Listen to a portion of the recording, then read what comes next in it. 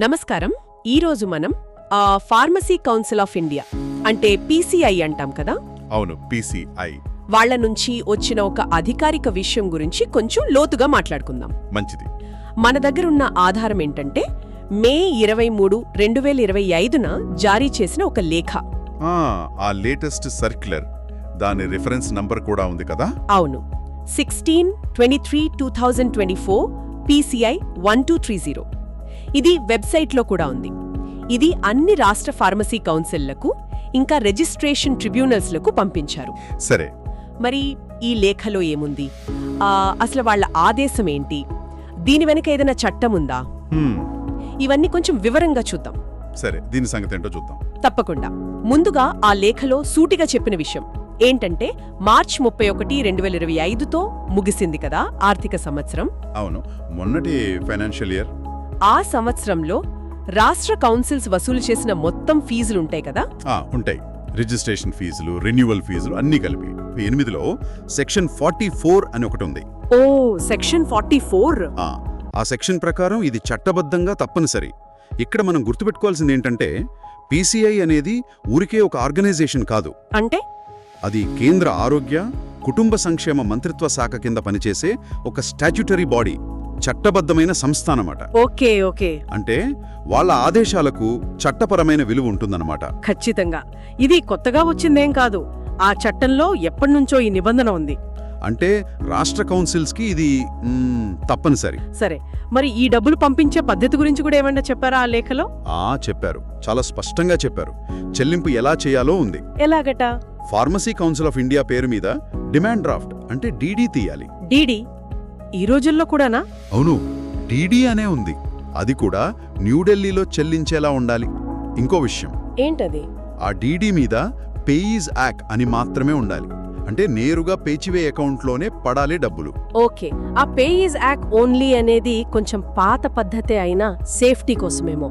సరే, ఈ లేఖ పంపింది అనిల్ మిట్టల్ గారు అనుంది, రిజిస్ట్రార్ కమ్ సెక్రటరీ. అవును, ప్రస్తుత రిజిస్ట్రార్ ఆయనే. అయితే ఈ డబ్బులు పంపితే సరిపోతుందా, లేకపోతే ఇంకేమైనా డాక్యుమెంట్స్ కూడా అడుగుతున్నారా? మంచి పాయింట్ అడిగారు, అక్కడికే వస్తున్నా. కేవలం డబ్బు పంపితే సరిపోదు, దానికి రుజువు కూడా కావాలట.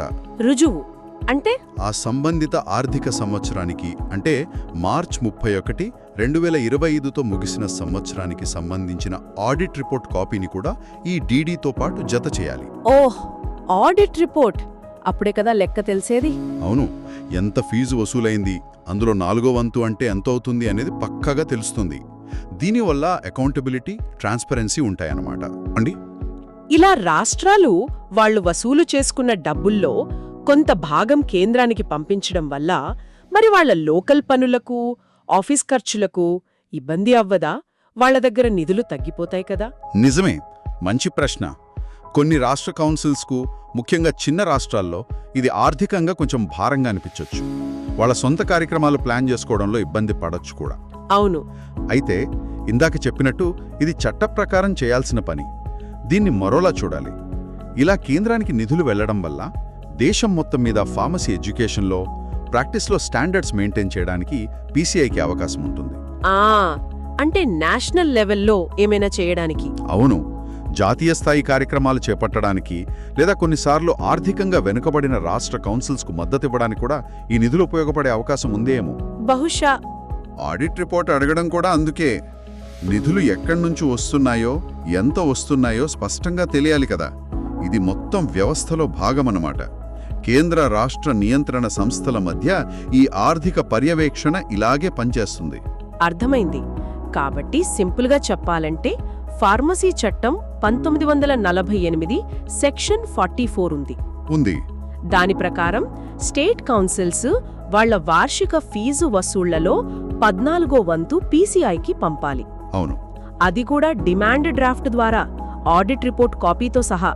ఇది వాళ్ల లీగల్ డ్యూటీ, అంతే కదా? సరిగ్గా చెప్పారు. రాష్ట్ర కౌన్సిల్స్ తమ వాటా పంపాలి, లెక్క పక్కాగా చూపించి పంపాలి. సరే, అయితే ఇక్కడతో ఆగిపోకుండా ఇంకొంచెం ఆలోచిద్దాం. ఈ ఫీజులు పంచుకునే విధానం ఉంది కదా.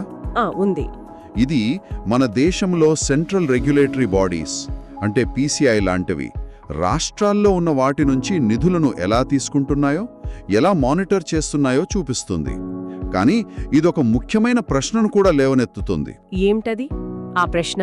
ఇలా రాష్ట్రాల నుంచి డబ్బులు సేకరిస్తున్నారు కదా, మరి ఈ నిధులను కేంద్ర కౌన్సిల్ అంటే పీసీఐ నిజంగా దేశవ్యాప్తంగా ఫార్మసీ విద్య ప్రాక్టీస్ ప్రమాణాలను పెంచడానికి, సమన్వయం చేయడానికి ఖచ్చితంగా ఎలా వాడుతోంది? ఇది చాలా మంచి ప్రశ్న. అంటే ఆ నిధుల వినియోగం ఎంత ట్రాన్స్పరెంట్గా ఉంది? రాష్ట్రాల నుంచి డబ్బులు తీసుకోవడం ఒక ఎత్తైతే, ఆ డబ్బుతో ఏం చేస్తున్నారు? తిరిగి రాష్ట్రాలకు లేదా కనీసం ఫార్మసీ ప్రొఫెషనల్స్కు తెలియజేస్తున్నారా? ఇది మనం ఆలోచించాల్సిన విషయం. నిజమే. ఈ లేఖ కేవలం సెక్షన్ 44 కింద డబ్బులు పంపమని చెప్పడమే అయినా, మీరడిగిన ప్రశ్న ఆ డబ్బులు చివరకు ఎలా ఉపయోగపడుతున్నాయి, దాని పారదర్శకత ఏంటి అనేది చాలా ముఖ్యం. అవును. బహుశా దీని గురించి భవిష్యత్తులో పీసీఐ నుంచి మరింత సమాచారం వస్తుందేమో చూడాలి.